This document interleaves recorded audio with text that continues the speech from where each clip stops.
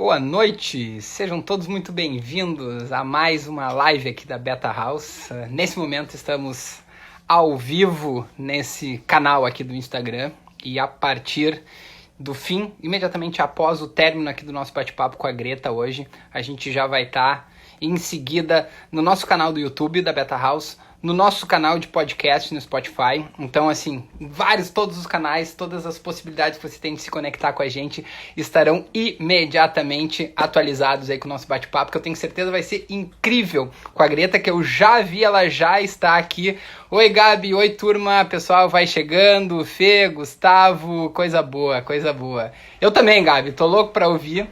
A Greta, putz, é uma grande amiga, e ainda que ela seja, vamos lá, jornalista de formação, eu acho que a característica mais forte, algo que faz muito sentido estar falando sobre ela, é o fato super empreendedora. Ela já pediu para entrar, eu já, sem maiores delongas, sem maiores apresentações, já estou chamando a Greta aqui. Olá! Oiê, tudo bom?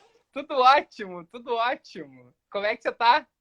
Feliz de estar aqui para esse papo. Eu também. Pô, tô super empolgado e eu tava pensando até agora, Greta, como é que eu vou apresentar? Primeiro que assim, acho que tem pessoas que dispensam maiores apresentações, não vou fazer isso, mas uma das coisas que eu me peguei muito refletindo, assim, antes dessa nossa introdução, antes de a gente partir para os assuntos que a gente tem para trazer para a mesa aqui, é que, cara, tudo começou, na verdade, lá com o teu pai, né? E daí eu comecei a pensar, cara, tinha uma conexão tão legal com o César, chamava ele para uns eventos, ele foi um entusiasta desde o início do nosso Mindset Beta, lá pelas tantas a gente colocou nisso também, e eu acho que a gente tem que explorar cada vez mais. Mas eu fiquei pensando que durante muito tempo, e eu acho que essa é a grande sacada, tu era a filha do César Paz. E agora eu acho que o César Paz é o pai da Greta. Faz sentido isso que eu tô falando ou não? Eu não sei se o César tá nos ouvindo aqui, eu imagino que daqui a pouco ele vai nos prestigiar também. Acho que ainda não, mas quero chegar lá.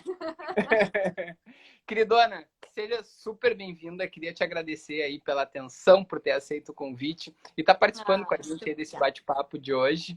Antes de mais nada, vai te apresenta, fala um pouco de ti e a gente daqui a pouco vai puxando um assunto atrás do outro que eu tenho certeza vai ser muito legal. Vamos lá, então.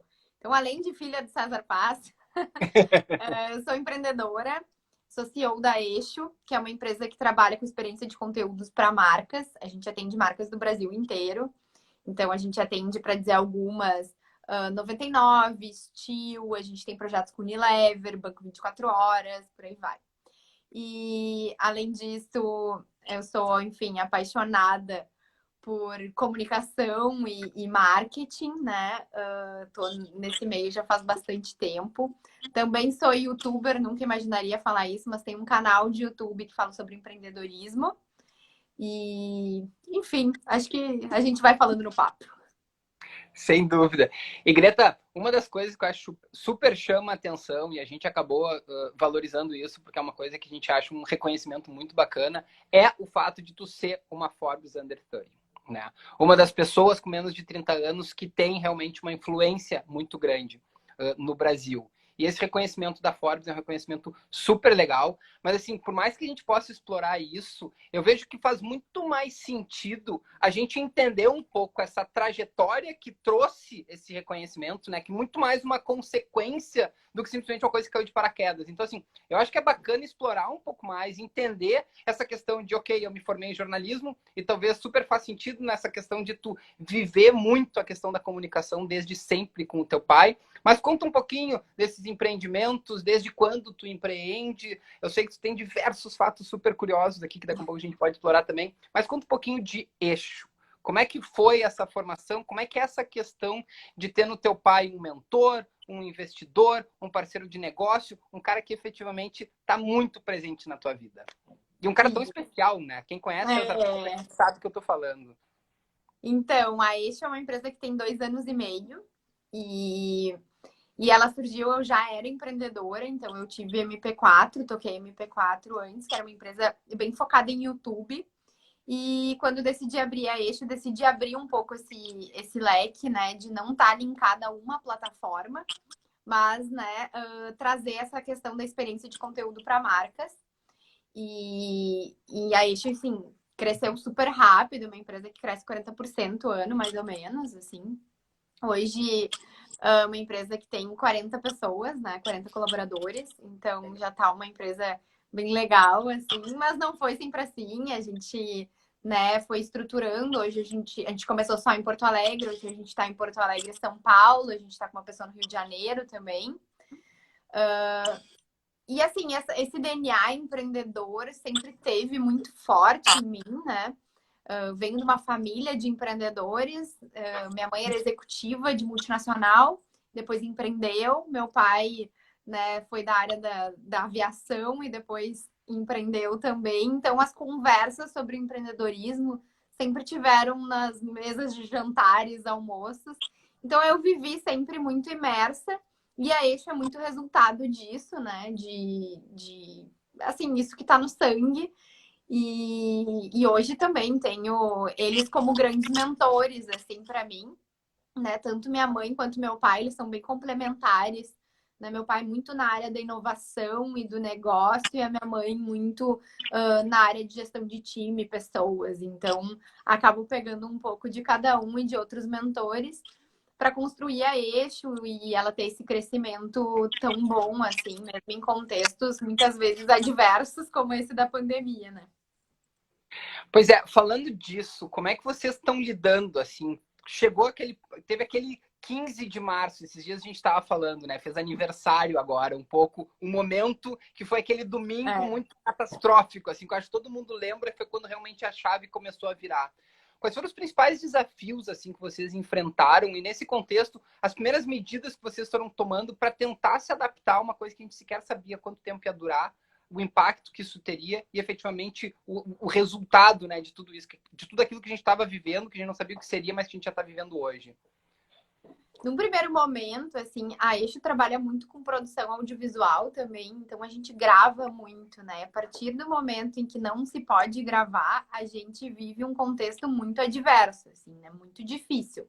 Mas então, a primeira coisa que aconteceu quando a gente entendeu esse cenário de pandemia foi a empreendedora a Greta jovem ir lá e falar: que no orçamento eu posso cortar, né?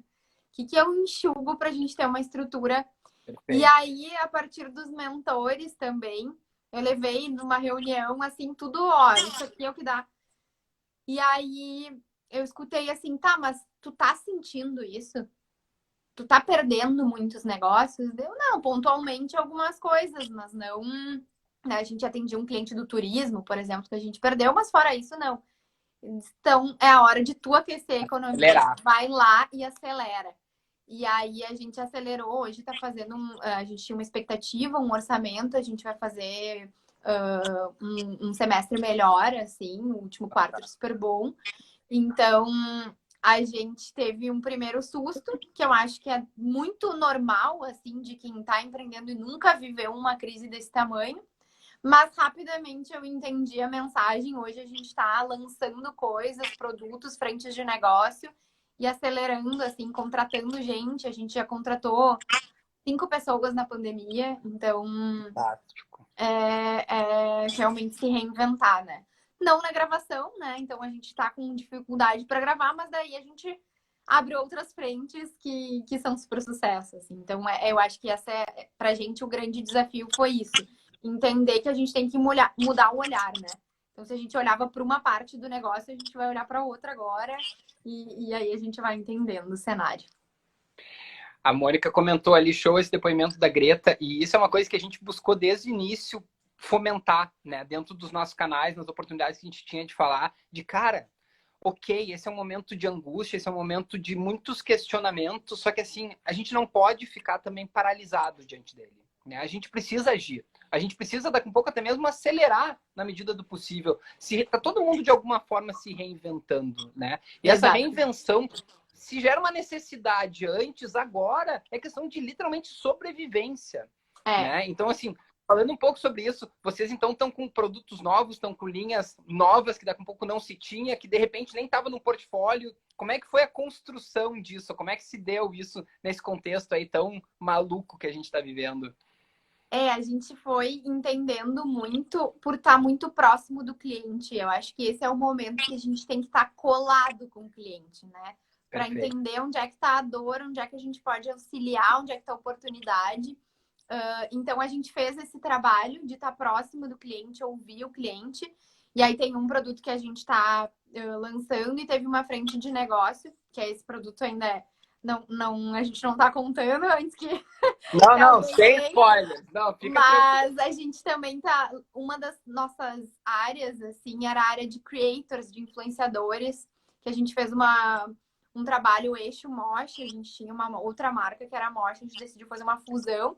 Legal. E aí a gente está caminhando para isso. E foi uma área que a gente começou a olhar porque os criadores de conteúdo produzem conteúdo nas suas casas, né? Os influenciadores. Então era uma área que a gente já Perfeito. tinha, mas ela representava menos no negócio e ela acelerou muito durante a pandemia, assim. Então, a gente cresceu muito essa área e é uma loucura porque a gente tem que estruturar isso, né? Esse crescimento não planejado para o empreendedor também é dor de cabeça, né? Então, às vezes as pessoas pensam assim: ah, tá superando o orçamento, que coisa maravilhosa. Sim, é muito bom, a gente não tem do que reclamar, mas é um desgaste, porque o time não está preparado. Então, a gente teve que se adequar muito rápido e está conseguindo ter bons resultados. Então, essa foi uma linha, por exemplo, de negócio que a gente teve que olhar com toda a nossa energia, assim. Não, e tirar a coisa do papel num contexto de distanciamento, sobretudo quando o core é a produção de vídeo, É. cara, a primeira reação deve ser horrível mesmo, né? Eu vi que esses dias tu postou, essa foi uma das últimas fotos que eu batia antes do mundo acabar, até fez uma provocação, assim, eu fiquei tentando me lembrar que foto tinha sido, o que eu tinha feito, quais foram os últimos momentos realmente numa vida normal que eu tinha tido. E num contexto, se a gente for ampliar um pouco, ver a big picture, assim, né? A gente está vivendo muito um contexto de low touch economy.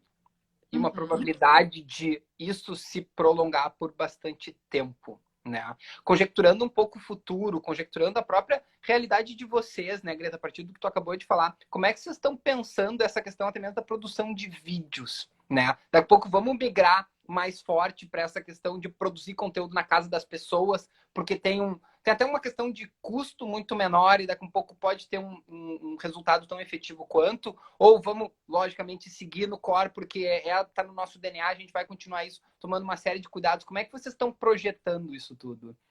Sabe que a gente, nesse contexto, a gente já tinha uma vantagem que era importante, que é o seguinte: a gente trabalha numa indústria onde as produções são muito infladas, né? Então, é muito comum tu ver uma produção com 40, 60 pessoas. As produções da Eixo, elas têm 5, 4 pessoas, geralmente. A gente usa equipamentos muitas vezes mais caros, mais complexos, mas para garantir que a pessoa consiga carregar nas costas, né? Então a gente já estava um pouco mais adequado, porque a gente consegue fazer uma produção de carro ou cerveja, que são as mais difíceis, com menos gente na gravação. Isso nos ajudou e nos trouxe algumas oportunidades de negócio mesmo, né? Mas a gente começa a entender um pouco, talvez, algumas logísticas que a gente tinha que não vão ser tão necessárias. Então, a gente estava numa sede, por exemplo, de 1.200 metros quadrados, com estúdio, com não sei o quê, com não sei o quê. E talvez hoje a gente consegue pensar que não, talvez isso não faça sentido. Então, a gente está saindo dessa sede, indo para uma outra muito mais legal, mas que não tem cada um a sua mesa e a sua cadeira, né? Que vai ser Mais mais legal do que trabalho em casa, se fizer sentido, e tudo bem, assim. a sede é mais legal que a Ecosis. A gente tá saindo, o Ecosis inteiro tá saindo daquele Olha lugar. só. Mas era tão legal lá. Mas vai ser mais legal. Vai ser mais legal. Pois é, isso que eu fiquei pensando. Que coisa boa, que coisa boa. É. Eu vi aqui, entrou agora uma pergunta que eu acho que é um super desafio para todo mundo e já está super conectado ao que a gente está falando aqui. Sobre maiores desafios, Greta, que vocês estão enfrentando para estar mantendo a cultura da empresa a partir dessa realidade de distanciamento, né? Como é que a gente consegue não só manter essa turma engajada, né, com o contexto todo que está vivendo aí, com o negócio e querendo fazer as coisas acontecerem, mas níveis de engajamento, níveis de entrega, performance, numa realidade assim, eu tô aqui, só que tem a minha filha correndo para um lado, minha outra filha correndo para o outro, minha esposa entra e sai daqui um pouco do quarto, sabe? Então, assim, é muito maluco isso tudo. Como é que vocês estão trabalhando essa questão com as pessoas, e sobretudo num time de mais de 40, né? Você vê que vocês estão tão gigantes, assim. É muito desafiador, assim, em todos os sentidos, né? De Olha aqui, ó. liderar a... Desculpa, mas é que tem um cara carente aqui que estava querendo participar da live também. É muito, assim, o desafio é muito grande, porque foi uma adaptação forçada, assim, e muito rápida, né? Então, a gente vai aprendendo ao longo do caminho, né? Desde pessoas que entraram na empresa e nem conhecem a empresa, o EcoSys ou qualquer coisa assim, já entraram nesse contexto, nesse cenário, e aí tu tem que integrar ela na cultura, e é dificílimo, né? Até pessoas que, enfim, estão na Eixo muito por conta da cultura da Eixo, porque a Eixo é uma empresa com uma cultura muito forte, assim, né? Em que as pessoas têm um senso de pertencimento muito alto.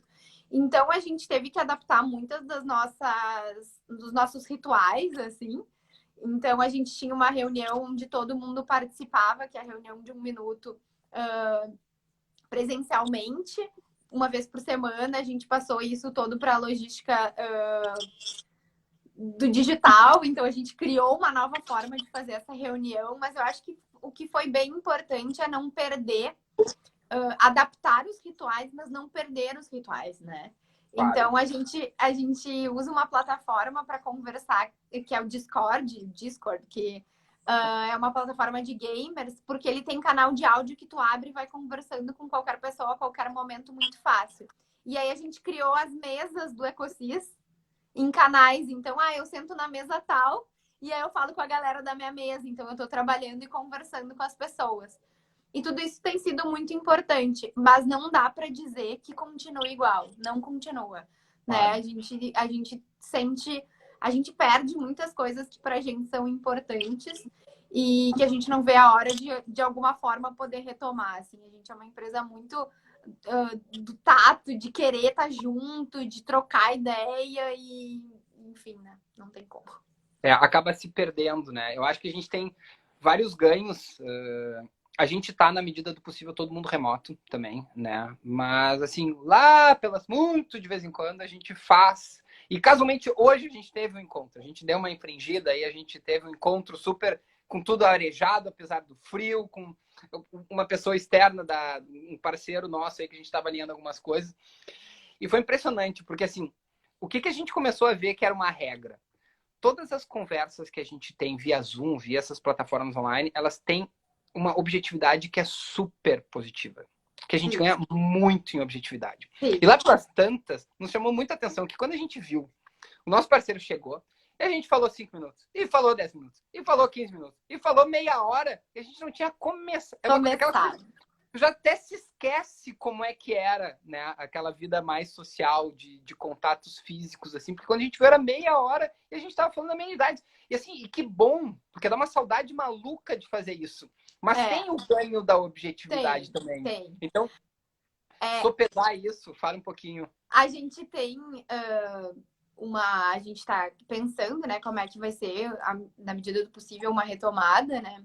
A gente tem algumas gravações que a gente faz com todos os cuidados, mas existem gravações, né, nesse período. Mas uma coisa que a gente já sabe é que as reuniões vão ser... a prioridade para que as reuniões sejam por digitalmente, assim. Até porque a gente vivia um problema que a gente tem algumas pessoas em São Paulo, algumas pessoas em... A gente fazia aquela reunião que era assim, em Porto Alegre tá uma galera e tem 2 lá em São Paulo. Ninguém escutava os de São Paulo, ficava todo mundo conversando em Porto Alegre e os caras lá. Então, hoje, qualquer reunião que tiver alguém que não tá na mesma cidade, na mesma mesa, ela é toda feita digitalmente. Assim, isso já é uma coisa que a gente já sabe que vai fazer.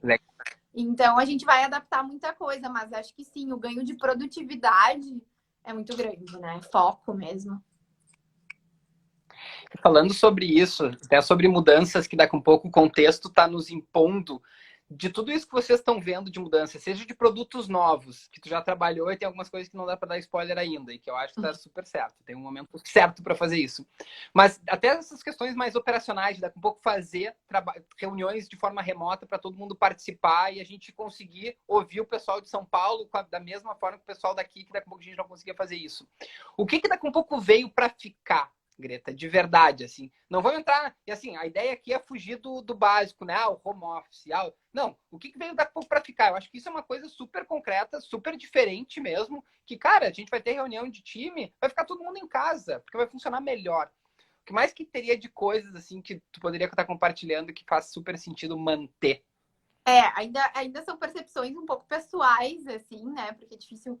Mas eu não consigo imaginar que eu vou fazer aqueles voos das 5 da manhã, que tu tá no aeroporto para ir para uma reunião e voltar meio-dia, que eu fiz várias vezes, porque o cliente ia entender como um não prestígio eu não estar em São Paulo, por exemplo, né? Então era quase uma ofensa eu não estar lá para fechar um grande contrato, por exemplo, né?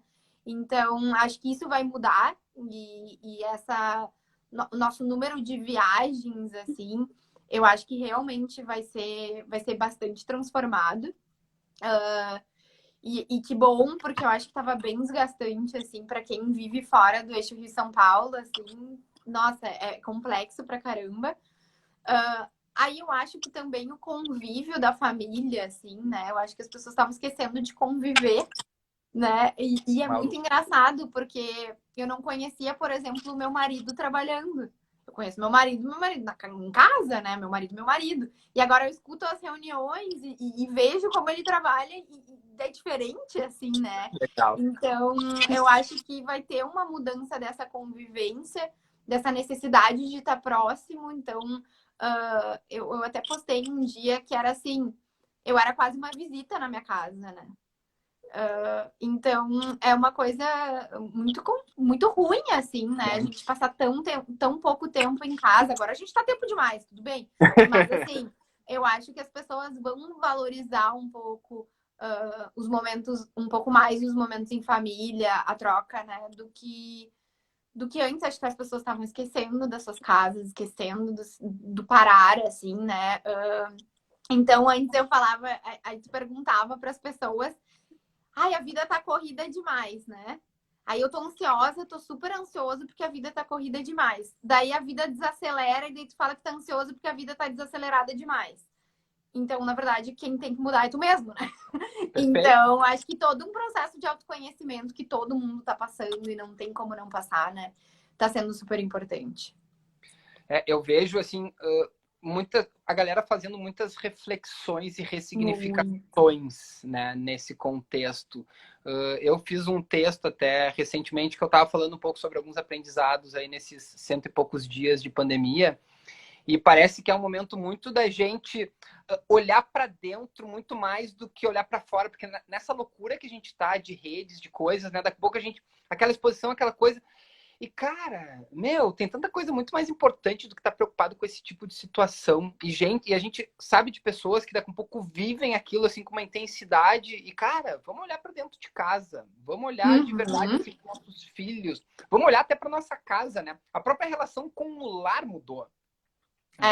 E uma coisa que eu espero que venha muito para ficar, eu não tenho essa certeza, tá? Mas eu espero que essa consciência das marcas e dos empreendedores, do papel social que eles têm, espero muito que venha para ficar e que não seja uma coisa passageira, que não sejam doações, né? Que a gente vê um monte de coisa simplesmente porque é o momento, porque esse dinheiro já estava no caixa, né?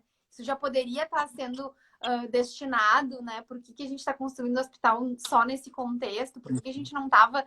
Então, a iniciativa privada colaborando com a sociedade como um todo, entendendo que as empresas não nascem de um contrato social à toa. Eu espero muito que venha para ficar.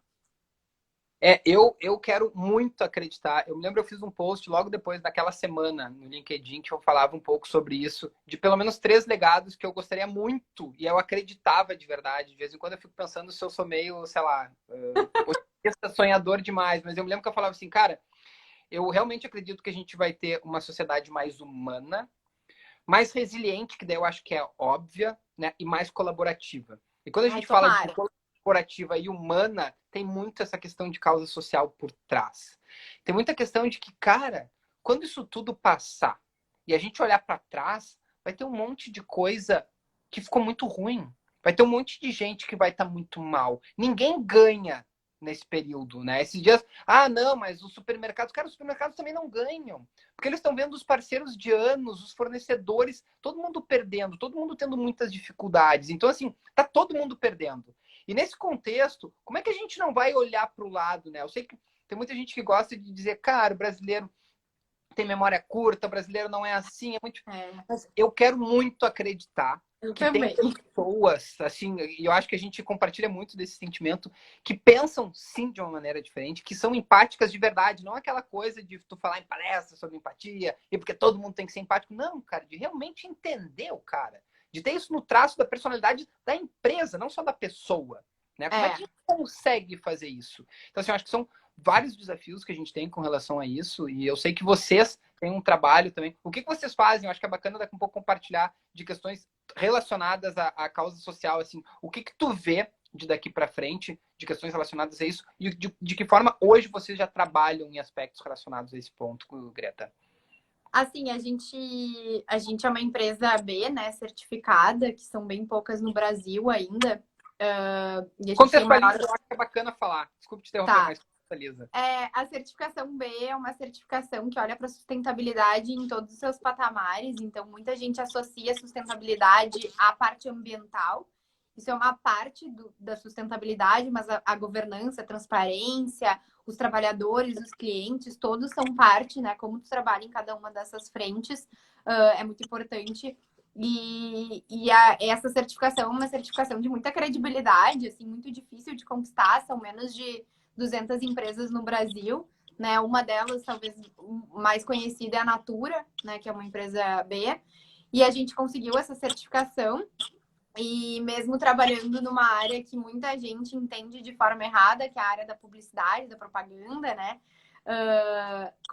É vista muitas vezes como vilã e a gente entende que não, ela é parte muito importante, que ela pode ter um olhar para sustentabilidade. Então a gente tem várias ações que olham para isso, para esse impacto social que a Eixo gera, desde coisas muito práticas, por exemplo, a gente tem um censo que a gente roda a cada 6 meses para entender o perfil dos trabalhadores e adequar as próximas contratações para a gente olhar para a diversidade.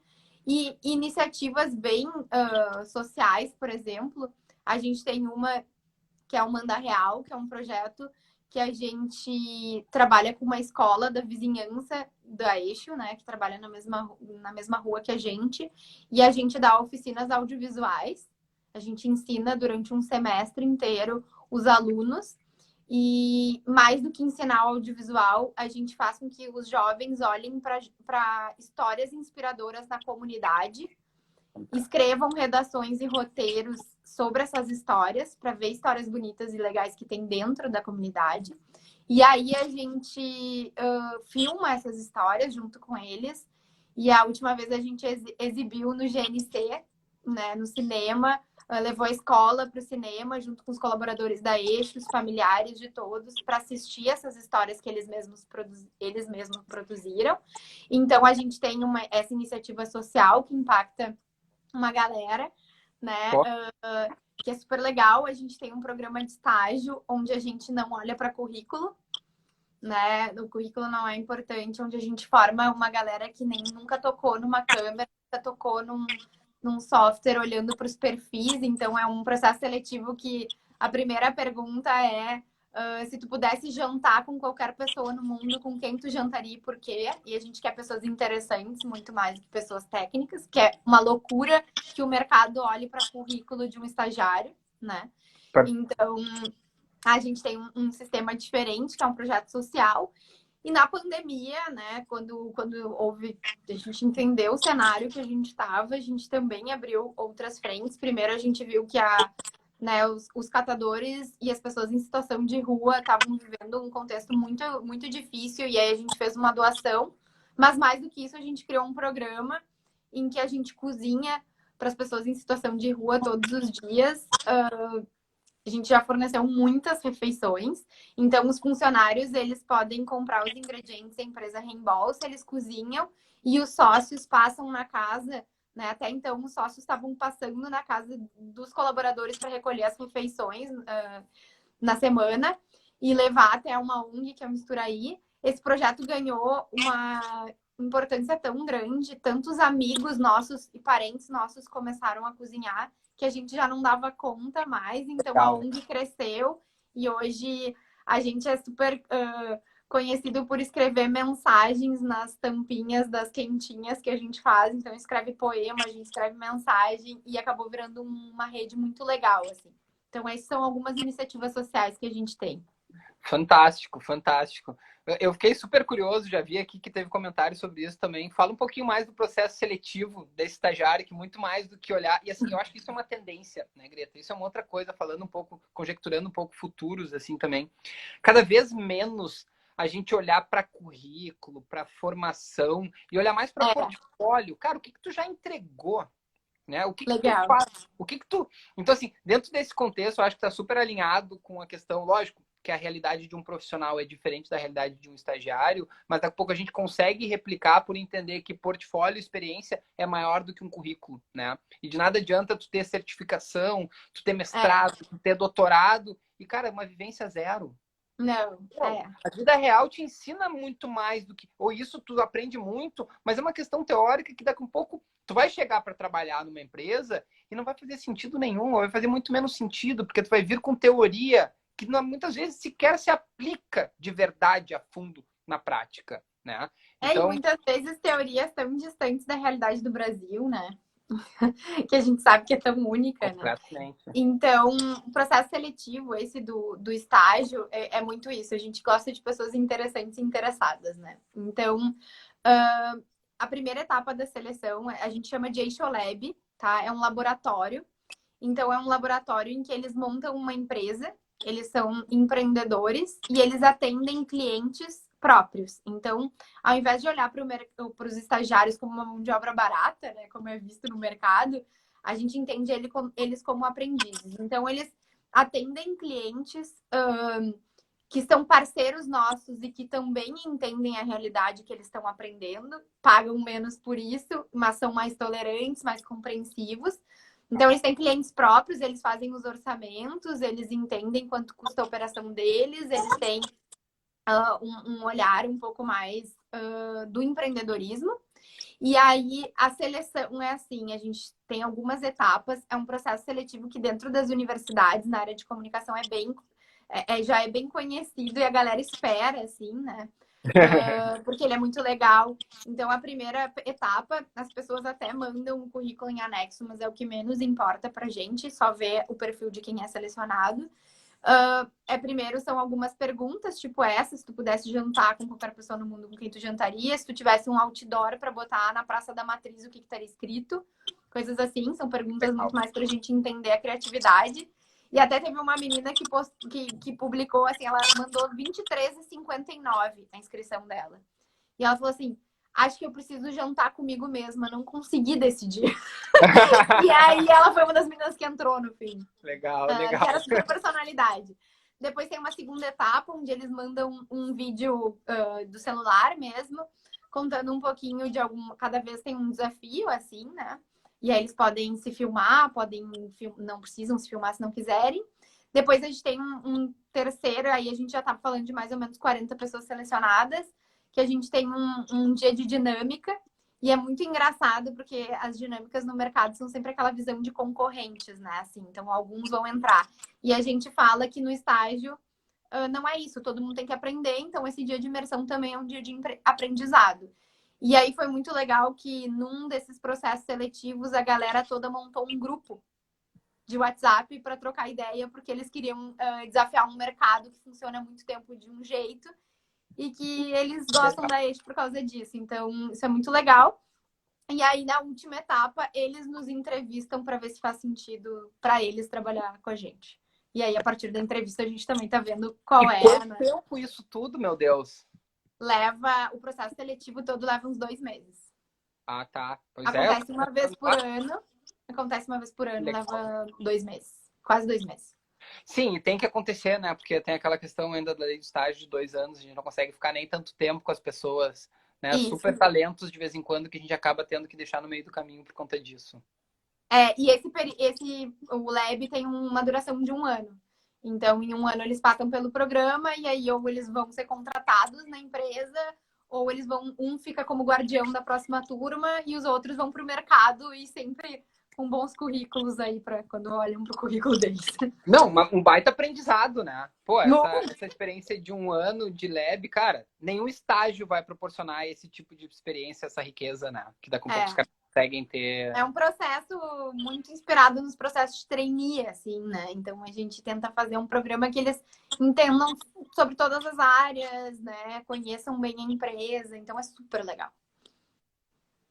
E assim, ó, vamos lá, falando um pouco, voltando a falar um pouco sobre essas consequências, né, de tudo isso que a gente está vivendo. A gente vê muito um impacto que aparentemente vocês de alguma forma também estão sofrendo sem dúvida nenhuma, a questão imobiliária.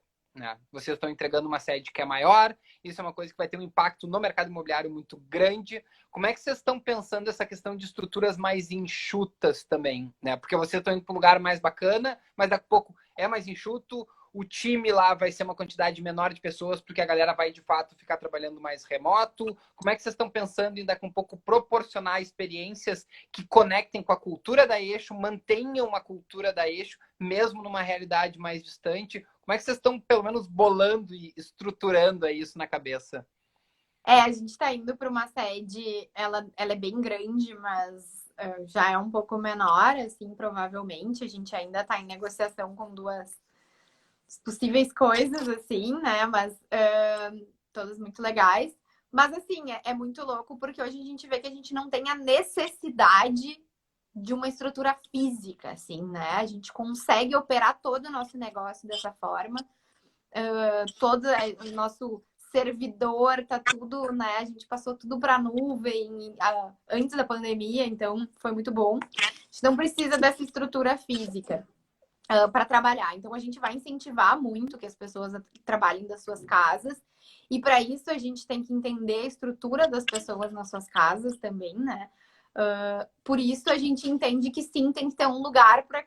Cara, não tô afim de trabalhar em casa, vou pro escritório. A gente também tem que ter. Não acredito para Eixo num modelo 100% remoto. As pessoas gostam muito dessa troca. E Então, a reforço gente. de cultura, eu acho que é importante também, né? Tu ter a presença física, assim.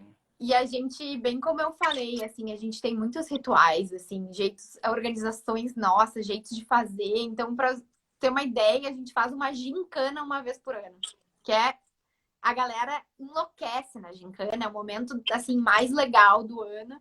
Fora a festa de final de ano, é a gincana. Então, a gente tem coisas muito fortes da nossa cultura que a gente tem que manter e a gente precisa do físico para isso. Mas também a gente está tentando entender ainda como é que é a nossa cultura remota, porque ela também vai ter que existir, né? Lógico. A gente ainda está aprendendo. Por exemplo, a gente organizou um happy hour da empresa. Foi muito ruim, né? Aí não rendia, sabe? O negócio não ia. Então, tu tem que te desafiar, entender outras formas de acontecer, de te organizar. E acho que a gente ainda está aprendendo. Eu não consigo dizer assim, acho que a nossa cultura remota vai ser mais assim. Eu sei muito bem da nossa cultura física, assim, né, presencial. E a remota, eu acho que como toda cultura, ela leva um tempo para ser construída, né? E tudo que é empurrado não é legal. Então a gente está testando várias coisas e que bom, assim. Mas acho que todo colaborador consegue sentir que a gente está inquieto por ter nossa personalidade remotamente, assim, sabe? E essa questão enfim, de experimentação, eu acho que isso já está muito presente, principalmente nessas empresas que já vêm numa pegada completamente diferente, num ambiente de pessoas que já pensam de uma maneira muito conectada a essa nova realidade também. E o grande ponto é a questão do aprendizado, né? Eu acho que tu errar, tem tanta gente que fomenta tanto, isso é um cuidado que eu gosto de tomar também sempre quando se fala, né, quase uma cultura de erro. Cara, que não pode ser uma cultura de erro pelo erro, né? A gente precisa entender que é o erro muito entendendo como tendo uma consequência, o output disso, um aprendizado. E essa questão agora que a gente está vivendo de como melhorar a experiência online, né, numa realidade que todo mundo está trabalhando dessa maneira. É um cuidado que a gente tem também. A gente tem procurado fazer com clientes experiências de, cara, se a gente está no meio de um workshop, tem um break no meio do workshop, um coffee break, ou o que quer que seja, cara, de entregar fisicamente. Ai, que legal, que legal. Alguma coisa, sabe? Aquela coisa do híbrido, assim, eu acho que a gente precisa tentar sair um pouco da caixa e estar fazendo esse tipo de coisa. Eu estava falando com um amigo meu também, que ele, cara, olha só que bacana. Ele trabalha numa empresa. Cliente de vocês, inclusive, ele trabalha na Oio lá. Ah, sim. Vocês fizeram trabalho com ele. E daí ele tá lá já há um tempo, tava desde super do início da operação aqui. E ele tava falando, cara, olha só que bacana, tem esse site que é o Zé, não sei das quantas, que ele entrega cerveja e outras bebidas pro Brasil inteiro. Cara, eu fiz um happy hour com o meu time do Brasil inteiro e todo mundo tomando cerveja que chegou exatamente na hora que eles tinham combinado, assim, questão de 15 minutos antes de entrar no happy hour. Então, muito olha, legal. Vão surgir negócios assim, né? Tem tanta coisa para a gente aprender, né, dentro desse contexto que a gente está trabalhando de maneira mais remota, que eu acho que a própria questão de novas funcionalidades que um Zoom pode proporcionar, né? Eu acho que isso é uma coisa que ainda está super subutilizada. Esses dias eu vi o Teams estava fazendo uma apresentação que ao invés daquele monte de quadradinho fica uma espécie de plateia. Não sei se chegou a ver isso. Vi. Fantástico, achei fantástico. Olha o campo de oportunidades, a quantidade de oportunidades que a gente deve ter por aí, né? Olha aqui a Mônica fazendo mais uma pergunta. Não vamos perder algumas das perguntas aqui. Você tem time multigeracional? Ou é mais uma das questões mais do jovem? censo. É uma turma mais jovem. A gente tem no censo, isso é um dos indicadores que a gente precisa bastante melhorar, assim. A gente olha para isso, para as gerações. Mas acontece, né? E a gente vai buscar e a gente vai ter um time, mas a média de idade da Eixo é muito baixa, assim. A gente tem uma média de 23 anos, média. Ou seja, tem uma galera muito nova. Porque como a gente é muito diferente do mercado que a gente atua, tanto do mercado das agências quanto do mercado das produtoras, é muito difícil a gente trazer uma galera do mercado que tenha a mesma visão de mundo e a mesma cultura que a gente. Muito porque, assim, a gente não tem diretor de cena, por exemplo. E o mercado inteiro sempre funcionou com a cadeira do diretor de cena, maior prestígio. E a gente trabalha muito no coletivo. Então, a gente não se torna muito atrativo para uma galera que já trabalha num mercado um pouco mais tradicional. E a galera nova acha muito massa essa história e tal, e gosta, e aí acaba tendo um fit, assim. Mas hoje a gente tá entendendo cada vez mais, e como o sistema B, a gente também perdeu alguns bons pontos, porque a gente, né, tem pessoas mais velhas, tem, né, outras gerações, mas não representa tanto da estrutura, né? Então é um ponto a ser trabalhado e que a gente vem falando bastante. Eu acho que... Mas é difícil mesmo pelo contexto, pelo tipo de trabalho, pela entrega que se tem. Não deve ser fácil daqui a pouco tu conseguir engajar uma turma aí de geração mais... E o sistema B, um dos pontos de avaliação é a questão multigeracional mesmo, de ter várias pessoas de diferentes gerações dentro. Tem, uma das perguntas são 190, né? São bastante. Uma das perguntas fala quantos funcionários tem menos de 23 ou mais de 50. E aí, tem algum com mais de 50? Não.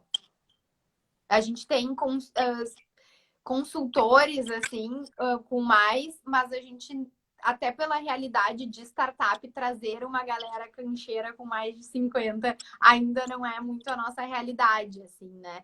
Então, mas é uma coisa que a gente vem trabalhando e eu espero fazer uma live daqui a 8 meses e já poder dizer que sim. Boa. Daqui a pouco a gente marca uma nova live daqui a 8 meses e aborda esse tema aí. Isso aí.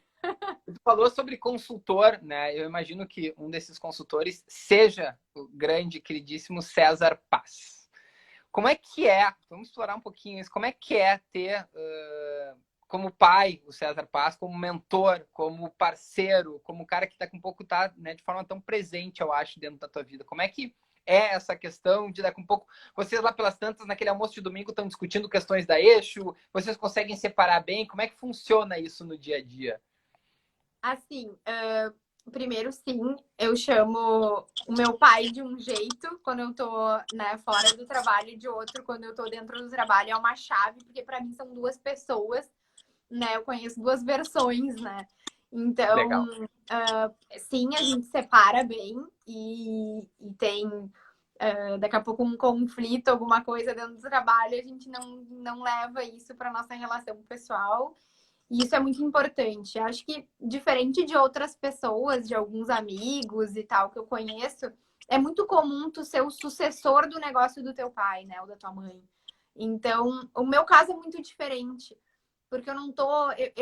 Eu tô criando o negócio, né? Tendo a mentoria dele, tendo ele junto comigo, mas eu não tô herdando ou cedendo um negócio que ele criou, né? Então, a criação, ela tá muito minha.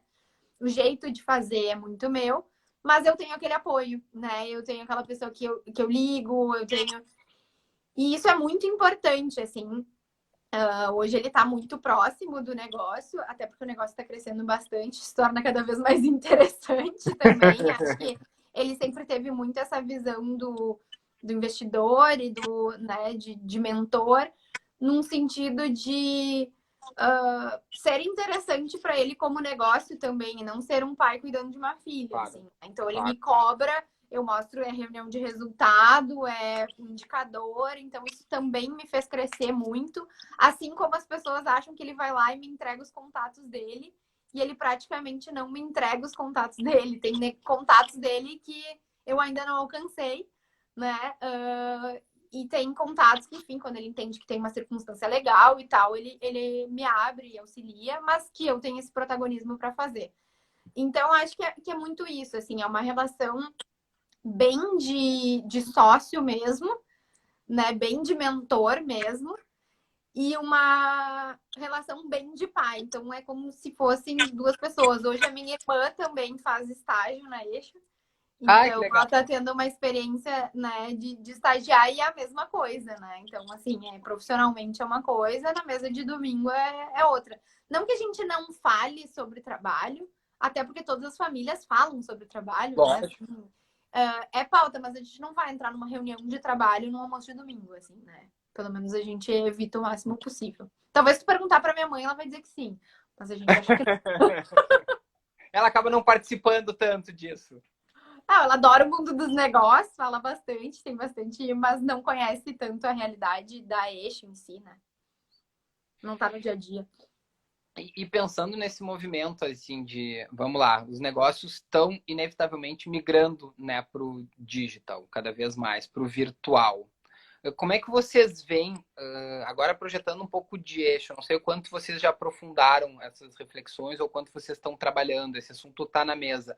O que vocês estão planejando daqui para frente para eixo? Como é que vocês vão, daqui um pouco, dentro dessa realidade que a gente está vendo? Vamos lá, em que a maioria dos negócios que realmente está tendo uma relevância cada vez maior nos seus respectivos segmentos, olha para uma jornada de cliente, procura tirar pontos de atrito, né? Uhum. Para clientes, para as empresas que estão buscando também estar disponível para os seus clientes cada vez mais, né? Numa lógica de streaming, de cara, como é que eu fico disponível 24/7 e tem desafios para a gente fazer isso? Como é que a gente consegue fazer entregas numa perspectiva, numa lógica de delivery, que dentro de um contexto de low touch economy a gente precisa repensar tudo isso? Como é que vocês estão repensando todas essas estratégias para surfar daqui um pouco melhor essa onda de uma economia de pouco contato, mais digital, mais remoto, digamos assim? Olha, a gente é extremamente desafiado, assim, e a gente busca essa inovação o tempo inteiro e mudar modelos, e mudar processo, e mudar a visão, a forma de fazer, e não ter problema de se reinventar, assim. Então, existem várias coisas, várias frentes da empresa atuando em coisas diferentes, mas uma que eu posso dizer, por exemplo, a gente, né, trabalha com serviço, né? E serviço é uma coisa difícil de escalar, né? E difícil de. Então, Sabemos. hoje a gente tem 40 pessoas na Eixo, mas a gente tem mais. Agora na pandemia deu uma reduzida, isso é bom porque infla aí, né? Aumenta e diminui. Mas a gente chega a ter 20, 30 pessoas trabalhando como parceiros né, numa metodologia que a gente desenvolveu, que é super atrativa para o parceiro, atrativa para a gente consegue ter essa rede que está super bem estruturada, assim. Então, isso é uma das coisas que a gente transformou, porque nem todo mundo quer ser CLT, por exemplo, que é o modelo que a gente adota. Então, o cara quer ter um modelo de trabalho flexível, ele gosta do risco, então se não tiver trabalho, tudo bem. E aí a gente adequou um programa de parceiros, né, para atender isso, que é ótimo para o nosso cliente, que tem o cara que está afim de trabalhar na madrugada, e o nosso, né, funcionário não dá e não pode. Então a gente consegue ser muito mais ágil, a gente que já é ágil consegue ser muito mais, mas ao mesmo tempo a gente tem o know-how dentro de casa, se dá qualquer problema a gente sabe fazer, né? Então a gente sabe, tem tudo dentro de casa, mas a gente tem essa rede de parceiros que é bem legal. E várias outras iniciativas que a gente tem de desenvolvimento, então agora de produto, então a gente tem trabalhado em várias coisas de ferramenta dessa questão dos creators, né? Então tem muita coisa rolando dentro da Eixo, uma galera meio mais focada na inovação, assim. E isso é muito legal, porque dá uma perspectiva muito boa para a Eixo. Já é legal, já é uma empresa que cresce pela qualidade do trabalho, então a gente tem um NPS muito bizarramente bom. Quase 90% dos nossos clientes que compram uma vez voltam e a gente mede isso incansavelmente, a satisfação do cliente, assim, pra gente é importantíssima. Então é muito legal isso que já tá rodando, né? Tá sendo complementado de outros serviços que são mais escaláveis, que são mais produtizados e tal, e pra gente é importante. Quem está na área de serviço não adianta, né? Precisa estar pensando um pouco sobre isso. Como escalar numa realidade em que, sim, o mercado de alguma forma pede isso, né? Porque não adianta serviço. A gente ali que tem o braço de consultoria, que é um braço muito forte, cara, é a nossa hora, é a nossa Não disponibilidade. sei, né? E assim, é muito o contato com as pessoas com quem de alguma forma tu te relaciona, né? É difícil tu simplesmente romper isso. E eu acho que é um desafio para todo mundo. A gente vive isso muito, a gente discute muito isso internamente também. E eu acho que é um desafio importante, porque não digo escalar, mas assim, conseguir fazer com que a nossa hora efetivamente seja flexibilizada, né? Numa perspectiva de, ok, dentro do procedure que a gente tem, dentro do framework que a gente tem, da consultoria, tem partes que a gente consegue facilitar, talvez de uma maneira diferente do que a gente fazia. Né? E acaba que a gente também se torna mais interessante para o cliente, né? Porque às vezes isso dilui nossa hora e faz. Então, se a gente está pensando no cliente também, a gente consegue entregar muito mais valor. Não, e daí aí a gente entra num outro ponto que é super importante, que dá com um pouco. Eu acabei de olhar aqui que faltam 8 minutos para nos cortarem aqui, cara. Essa coisa é maluca, porque passa muito rápido. Mas a gente, sem dúvida, se for começar a falar, né, de pensar no cliente efetivamente no centro, na perspectiva de entender as dores desse cara, para partir daí desenhar todo e qualquer movimento que a gente vai fazer. Eu acho que teria mais uma, duas, três lives para falar sobre isso, mas eu acho que é muito isso, né? Eu me lembro muitas empresas, quando estourou a questão do Covid, a gente fez até um vídeo institucional nosso aqui, que a gente estava super se dispondo a ajudar as empresas que quisessem entrar em contato com a gente, as empresas que realmente estavam precisando de algum tipo de orientação. E eu acho que foram mais de 50 empresas com as quais a gente fez questão de responder uma a uma sobre alguns insights nossos, e a gente acabou estabelecendo conexões super bacanas a partir daí. Legal.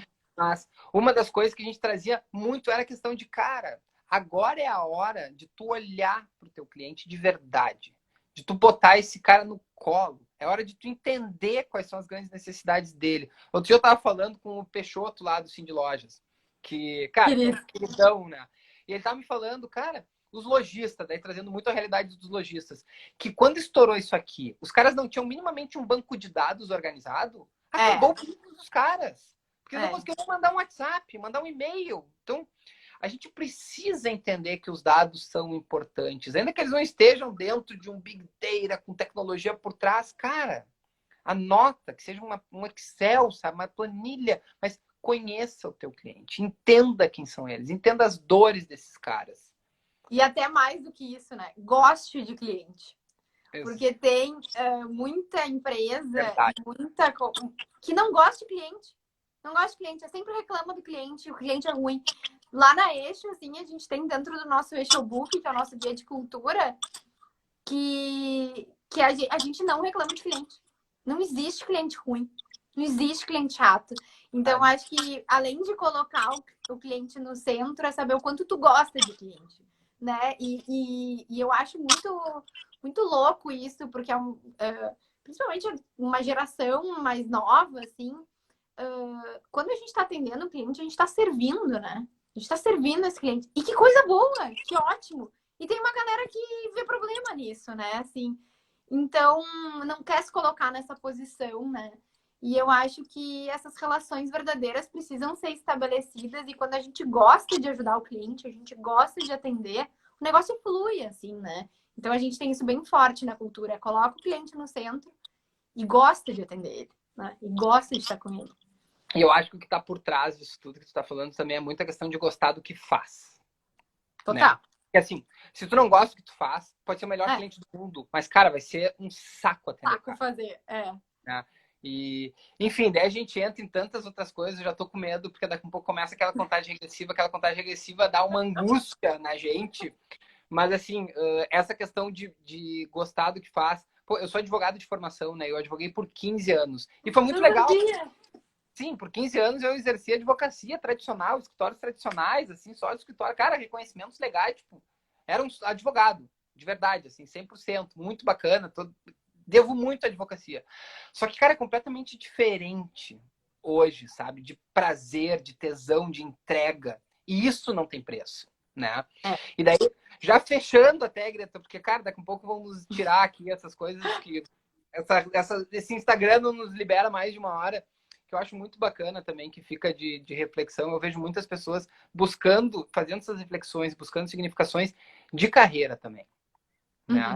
Talvez por eu ter feito isso no momento anterior à pandemia, por vezes as pessoas de alguma forma me veem como alguém que pode de alguma forma ajudar ou participar dessa tomada de decisão. Então é muito legal tu ver, né? As pessoas olhando para dentro, entendendo efetivamente o que elas gostam de fazer, o que brilha os olhos dela para ir atrás disso. Né? Eu acho que nada melhor do que encontrar um propósito de vida dentro de um negócio que toma muito do nosso tempo. Eu acho que a forma mais fácil de pensar nisso, e eu gosto de falar pra galera, até da Eixo, né? Que é o termômetro de domingo.